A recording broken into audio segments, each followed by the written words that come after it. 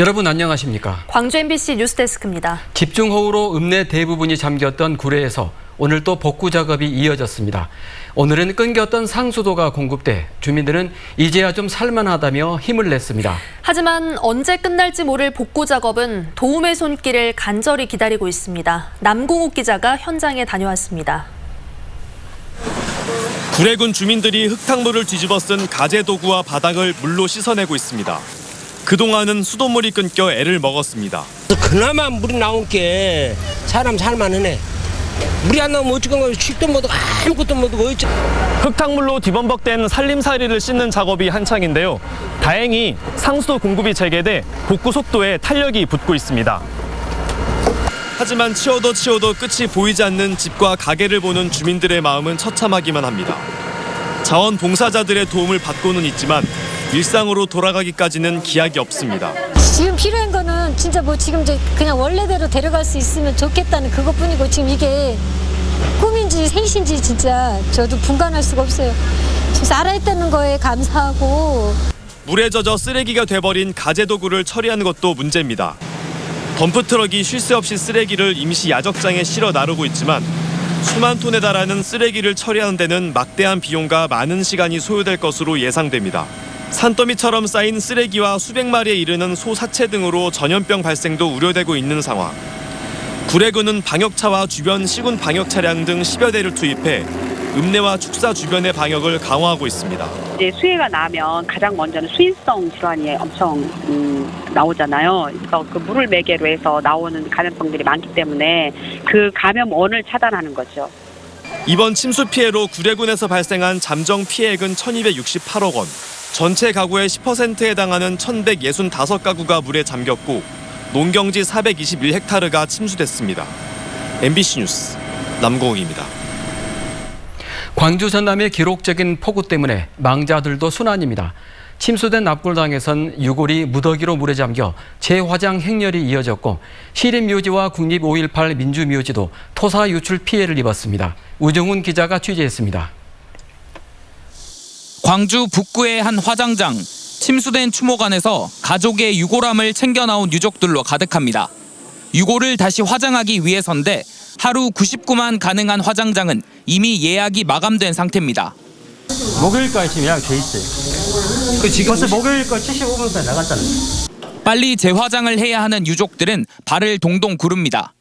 지금 유골 안에 있는 것들은 썩고 부패되고 며칠 더 지나면 이제 이게 색깔도 변색이 된다고 하더라고요. 물도 안 빠진 상태에서 저희가 이거 가지고 어떻게 할 수 있냐고. 추모관에도 재화장을 기다리는 유골함이 한층 가득 놓여 있고 침수가 됐던 지하에는 뉴스를 통해 뒤늦게 소식을 접하고 온 유족들의 울음소리가 이어집니다. 이러고 생겼는데 준다고.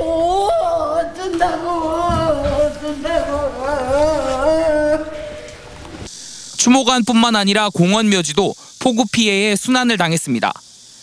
광주 시립묘지는 인근 야산에서 흘러내린 토사 수십여 톤이 묘지 120여 기를 뒤덮었고 봉부는 파헤쳐져 나뭇가지와 함께 뒤섞였습니다.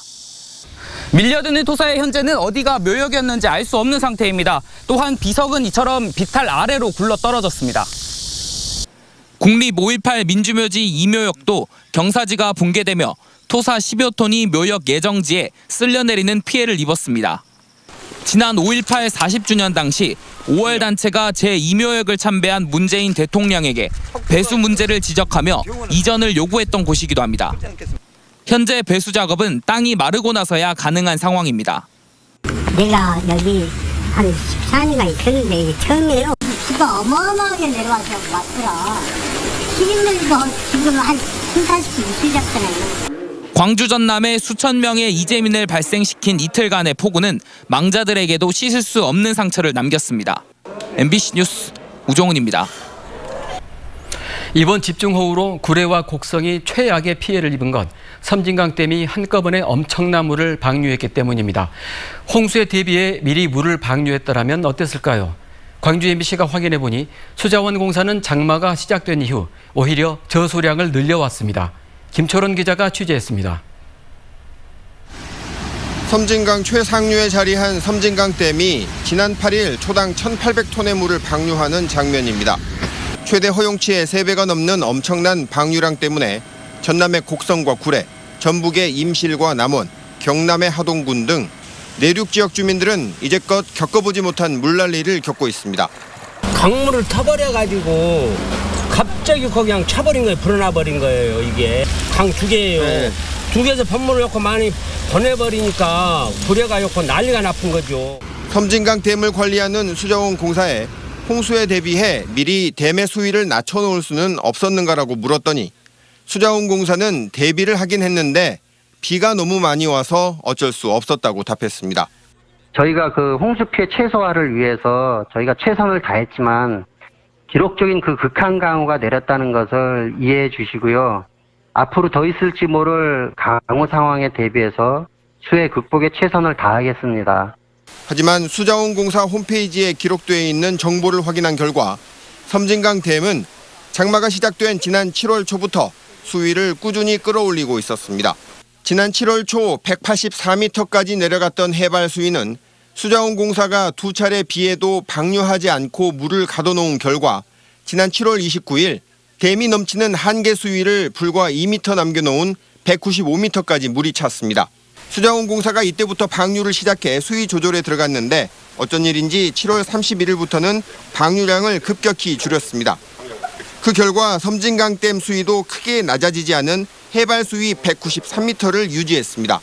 그러다 지난 8일 많은 비가 내려 댐이 넘치는 한계 수위인 197m에 이르게 되자 초당 1,800톤 방류라는 극단적 선택을 하기에 이른 겁니다. 장마 정선이 북상한다면 거기에 대비해서 충분히 수문 조절을 할 수 있는 여지가 있었는데 그런 여지를 놓친 게 이번 아마 섬진강 피해를 키우는 원인이 됐다고 보여집니다.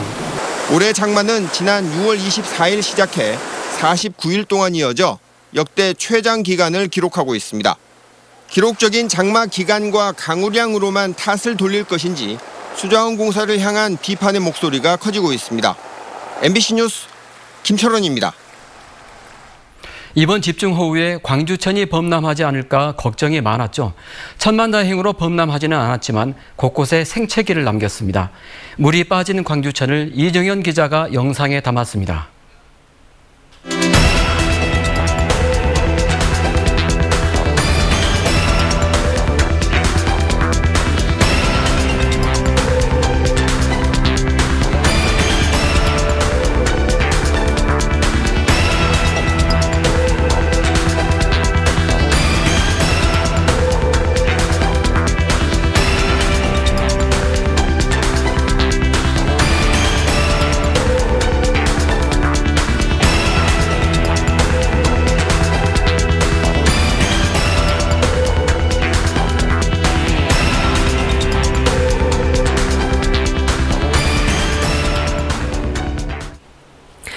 어젯밤 곡성의 알루미늄 분말 공장에서 불이 났는데 하루가 지나도록 꺼지지 않고 있습니다. 소방당국은 물도 뿌리지 못한 채 진화에 애를 먹고 있다고 하는데요. 불이 시작된 건 이번 집중호우 때문으로 추정됩니다. 어떻게 된 일인지 이다현 기자가 보도합니다. 어두운 밤, 성인 크기의 포대 위로 새빨간 불길이 치솟습니다. 진화 작업에 나선 소방관들은 물을 뿌리는 대신 포대를 옮기느라 정신이 없습니다. 곡성 석곡면에 위치한 알루미늄 분말 취급 공장에서 불이 난 건 어젯밤 11시 50분쯤. 불은 200톤에 이르는 알루미늄 분말이 들어있던 이 공장 건물에서 시작됐습니다. 이 불은 13시간이 넘도록 꺼지지 않고 있습니다. 다행히 공장 안에 직원이 없는 상태여서 인명피해는 없었지만 소방당국이 진화 작업에 애를 먹었습니다. 알루미늄 분말은 물과 반응할 경우 불이 나는 특성 때문에 소방차에 있는 물을 뿌리지 못했기 때문입니다. 알루미늄과 같은 금속 물질은 물과 반응하면 낮은 온도에서도 쉽게 발화를 하고 치설을 발생하기 때문에 진화에 애로사항이 있습니다. 소방당국은 공장 안에 있던 알루미늄 분말 200톤 가운데 100톤 정도를 다른 곳으로 옮기고 물 대신 모래로 진화를 시도했습니다. 하지만 모래도 최근 내린 폭우로 젖어 있는 상태라 불을 끄는 데 도움이 되지 못했습니다. 알루미늄 분말이 모두 타기만을 기다리던 소방당국은 불이 번지는 것을 막기 위해 팽창 질석이라는 특수 소화약제를 투입해 불길을 잡고 있습니다. 최근 내린 폭우로 습도가 높아져 알루미늄 분말에서 자연 발화했을 가능성이 제기되고 있는 상황.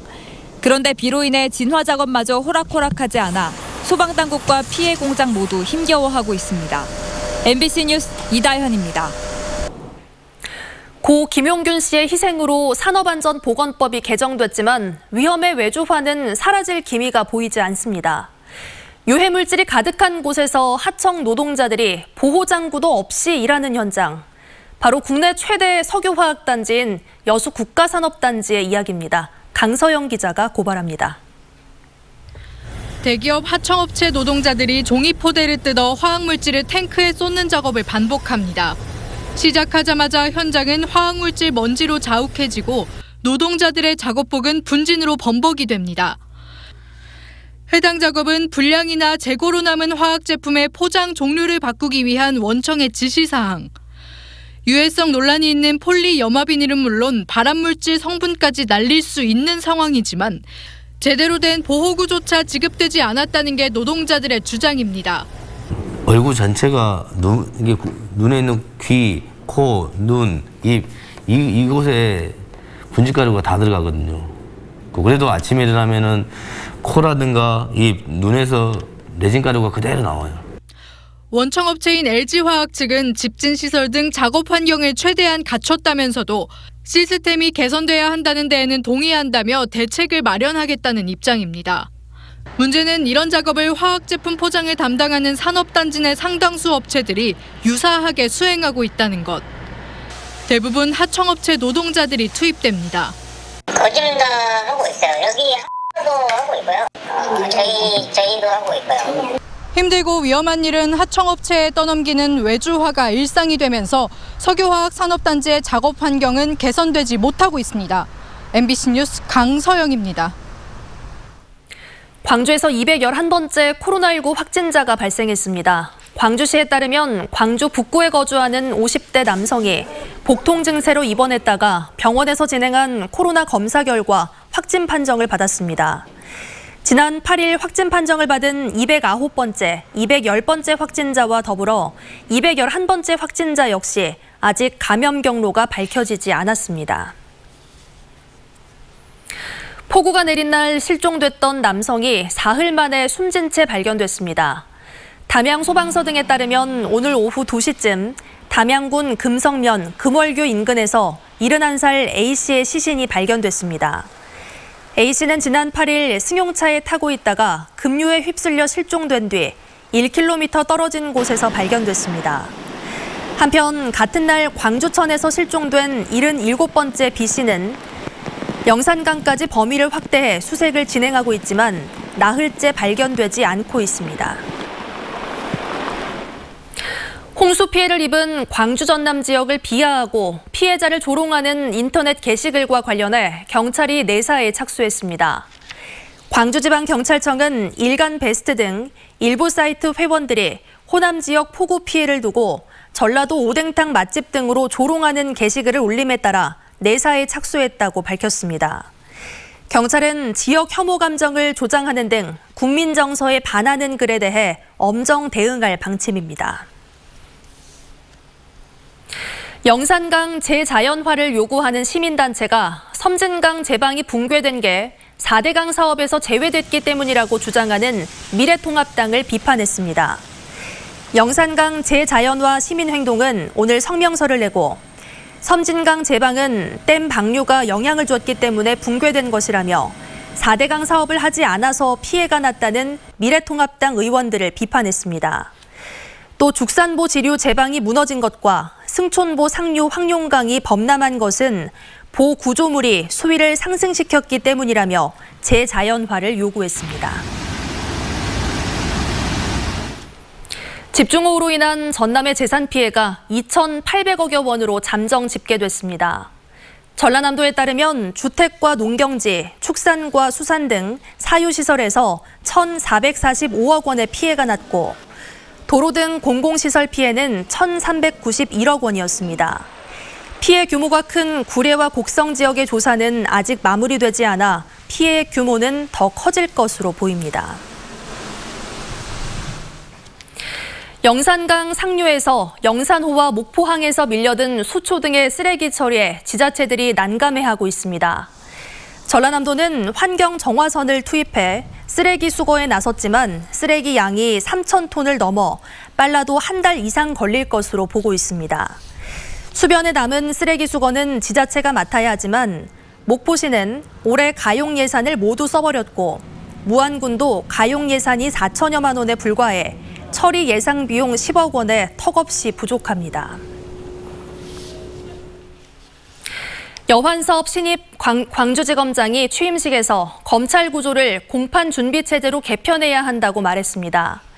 여 신임 지검장은 더 이상 수사 과정에서 조서를 작성하지 않아야 한다며 물증 확보 위주의 수사 체계를 확립하고 필요시 조사자 증언 제도를 활용하면 인권 침해를 막고 실질적인 공판 중심주의 실현이 가능하다고 말했습니다. 연세대 법대 출신인 여 신임 지검장은 대검 대변인과 청주지검장을 역임했고 지난해 김학의 전 법무부 차관 성범죄 의혹 사건의 수사단장을 맡기도 했습니다. 광주시가 광주문화재단 대표이사를 재공모합니다. 광주시에 따르면 문화재단 임원추천위원회가 서류심사 합격자 4명을 대상으로 면접 심사한 결과 적격자가 없는 것으로 결론 내렸습니다. 광주시는 이에 따라 오는 14일부터 재공모 절차에 들어갈 예정입니다.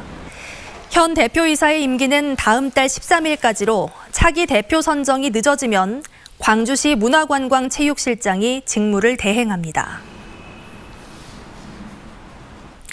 김대중 노벨평화상 기념관이 고 김대중 대통령 서거 11주기를 맞아 오는 15일부터 18일까지 추모 헌화 공간을 마련합니다.